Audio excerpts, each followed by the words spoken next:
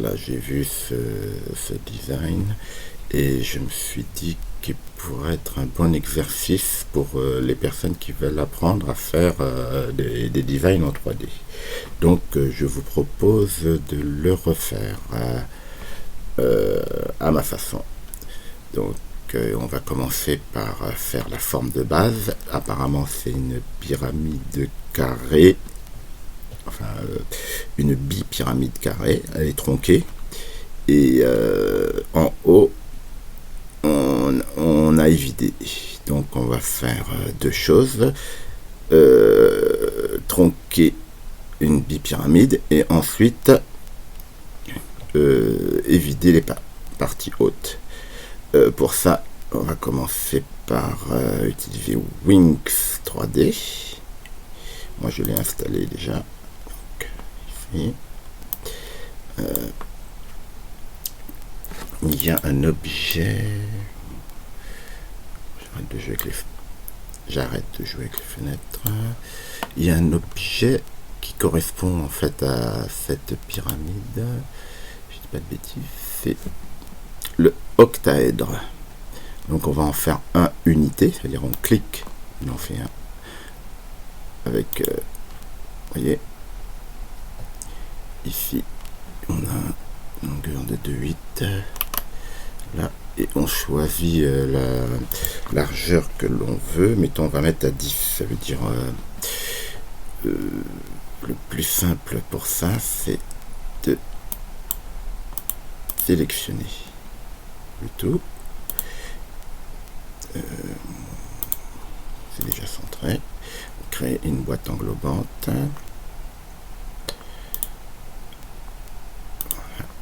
Et on va donner à la boîte englobante le plus petit, le format le plus petit cube dans lequel le volume tient. C'est mettre à l'échelle la boîte englobante à la sélection tout. Puis on regarde là, hop.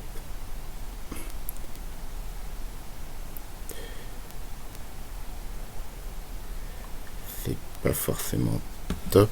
Parce que c'est assez... Enfin bon, là on a quelque chose qui fait 2,8284 et on veut, mettons, qu'il fasse que ça fasse 10. Bon. On va faire un petit calcul.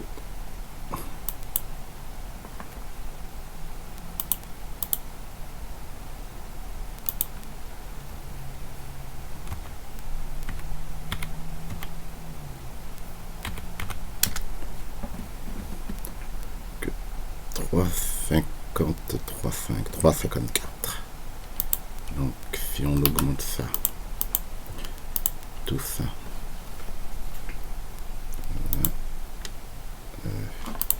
je fais un clic droit, j'ai l'échelle uniforme, 354.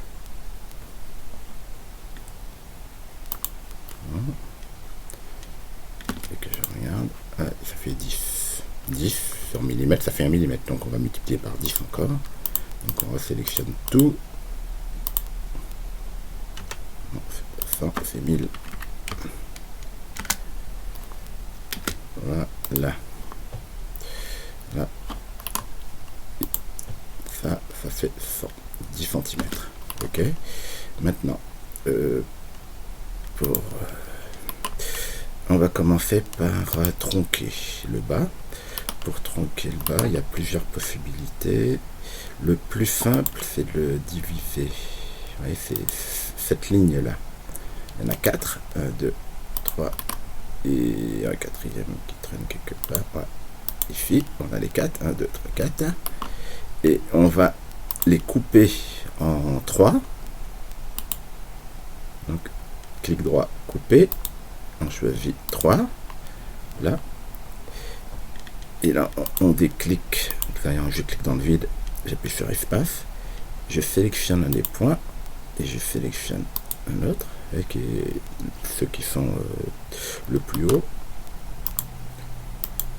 Et je fais qu'il doit y en avoir 4. Voilà. Et je fais j'appuie sur la touche C. Ça correspond à connecter. Voilà. Donc il a connecté les points.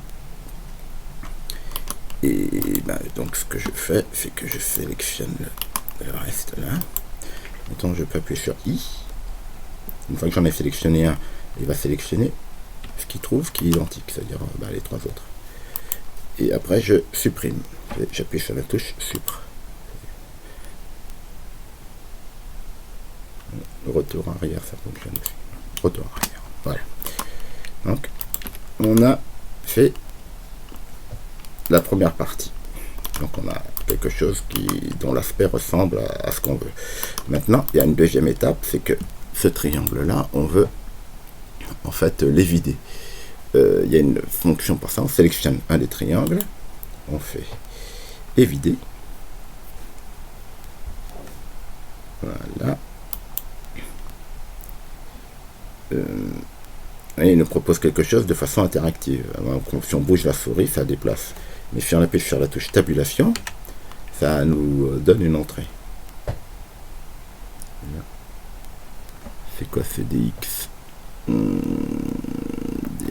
mettons, si j'ai fait 10. Ouais, mais c'est pas tout à fait ce que je veux faire. Parce que, non, c'est pas évidé. En fait. Je recommence cette opération. C'est insérer. Voilà. On va insérer une facette à l'intérieur. Vous allez comprendre pourquoi. En fait, ça ressemble à peu près à la même chose, sauf que quand on appuie sur tabulation, c'est un pourcentage qu'on a. Ce qui fait que c'est plus facile à maîtriser. Donc là, 27, on va mettre, je pense que 30%, c'est le bon chiffre. Mais ça, vous mettez ce que vous voulez, quoi. Et bump ici, ça veut dire si on veut rentrer ou sortir. Mettons, un bump de 1, un bump de 10 et un bump de moins. Est-ce que ça fonctionne? Ouais, ça marche. Donc on a rentré, mais bon, on va pas mettre de bump. Voilà. Mais c'est faisable. Donc une fois qu'on a fait ça, on va faire la même chose tout simplement sur les autres triangles. Moi je fais pas tous les triangles. On va essayer tous les triangles. Je les sélectionne. Mais je suis pas sûr. C'est possible que ça fonctionne que si on le choisit non contigu. Et, bon. Et là on a une option ici qui répète repeat drag in set faces. C'est la fonction qu'on a fait avec les options interactives qu'on a données. Voilà. Non, ça fonctionne. Voilà. On fait entre. Et voilà, c'est bon. On l'a fait. Et maintenant, pour fabriquer notre gabarit, on a besoin de colorier. Donc ça, appuie sur I. Ces parties-là, on va les mettre. Donc, on va ouvrir, afficher la palette. Là. Et ça, vous allez voir tout de suite à quoi ça sert. Hein. Donc la palette, donc on va mettre en noir. Ces quatre parties-là, c'est les parties qu'on fera pas en fait. Donc on va les générer en noir. Et après, on va séparer juste ça. Mettons, on va le mettre en vert. Voilà. Et tout le reste.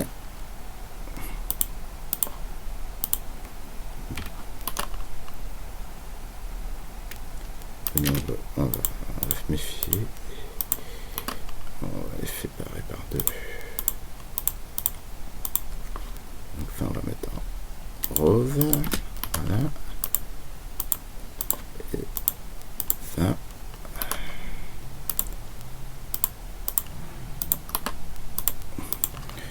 On va mettre maintenant en bleu ciel. Voilà. Enfin, ça va être à quoi. Voilà.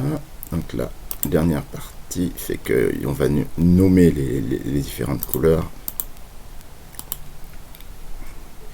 Propriété de sommet, couleur en matériaux. Hop, il a généré la liste des matériaux. Donc ça c'est black. Ça c'est lime. quoi. Enfin bon, on peut mettre d'autres noms, hein. Moi c'est ceux que j'utilise, Pink. Voilà, c'est les noms de couleurs HTML courants.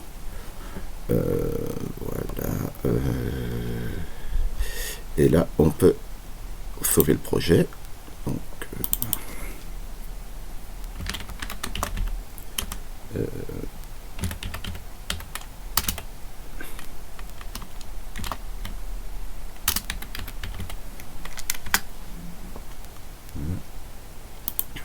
et on exporte en OBJ.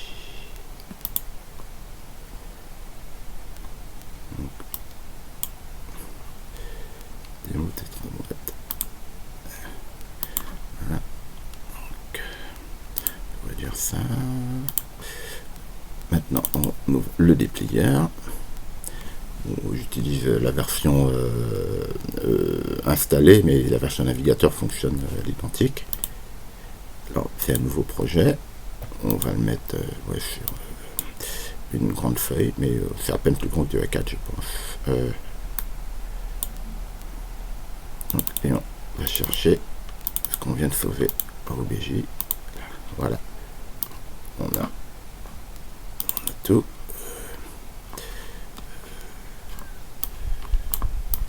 C'est parti là.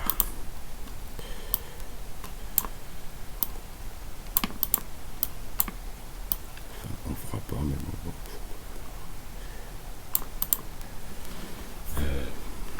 Dans l'idéal, ce qu'on peut faire, c'est installer ça et mettre les parties autour. Hop.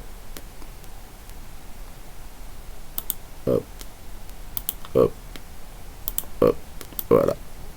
On a... ça tient bien. Une feuille 30 par 30, mais on peut le tourner. Tourner. Il y a les touches pour faire ça. On va le tourner. Ça prendra moins de place. Voilà. Là, ça tient presque dans du A4. Ok, on a tout. Bon. On va faire simple. Non, je vais laisser en deux feuilles, parce que cette feuille-là, je vais l'éliminer, parce que je m'en sers pas. Sinon, si je mets tout en une feuille, ça va être un peu plus compliqué pour les éliminer. Voilà, là, on peut sauver le projet. Donc, je prends le même nom que je mets date pour le projet dépliage. Et dans la foulée, on va l'ouvrir pour vérifier.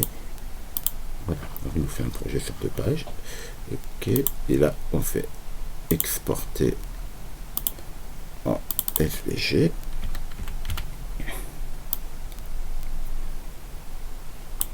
Voilà, mais on peut imaginer, ça c'est si on le fait en carton. Ça veut dire que les arêtes, elles seront dures, on pourra coller sur les arêtes directement. Mais c'est possible aussi de le faire avec des languettes. Donc en mode languette, une languette par paire d'arêtes. Ça rajoute. Et là, en fait, il faut juste mettre les languettes ici. Parce que on va pas les faire ces parties-là, donc on va pas s'ennuyer avec les languettes. Voilà, et on a ça. Et ici, ouais, si je dis pas de bêtises, ouais, on va cliquer. Il n'a pas réussi en fait par défaut à faire les languettes, mais en alternant, il y arrive. Voilà, ça fait un truc comme ça avec languette. Donc on peut sauver ça.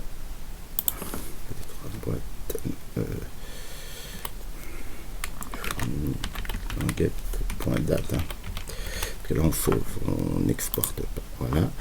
Et là on exporte en .svg. Donc on a fini avec les pliages. On peut regarder à quoi ça ressemble. On peut fermer ça aussi. Dans Inkscape ou un autre logiciel. Moi j'utilise Inkscape. Voilà, il est ici. Donc on peut commencer par... Ouais, là, un groupe de chemin pour ce qui correspond à la première page, et après pour la deuxième, qu'on va éliminer immédiatement. Bon, les numéros, pas la peine de les garder. Donc là, on affiche les différents chemins et on élimine ceux dont on n'a pas besoin. On n'a pas besoin du numéro, en gros, des petits numéros, des plis. Non, on n'a pas besoin, donc on peut les éliminer. Voilà. Les marques de plis, on peut les éliminer aussi. Donc on n'a plus que les coupes et les plis montagne. Mais plis montagne, on va en éliminer quelques-uns parce que en fait, il y en a qui sont pas nécessaires, sauf si on veut plier en fait chacun des triangles. Donc là, on se met en mode édition des nœuds et on va supprimer les nœuds dont on n'a pas besoin. Là, hop, je supprime.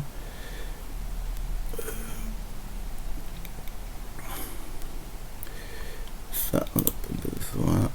Ça, on n'a pas besoin, etc., etc.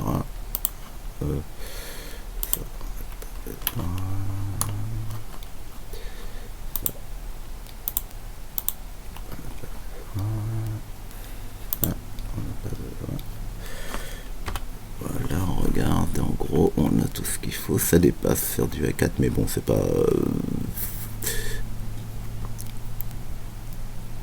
on va l'afficher, on va le mettre sur quelque chose un peu plus grand que du A4.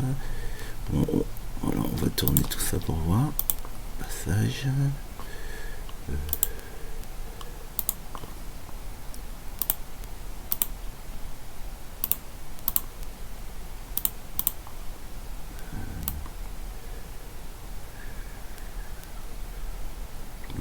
Non, il n'y a aucune chance que ça fasse moins que 21. Donc, soit plus petit, quoi. Enfin bon, bref. Voilà, on a le fichier qu'on peut utiliser, importer dans le DS. Je vous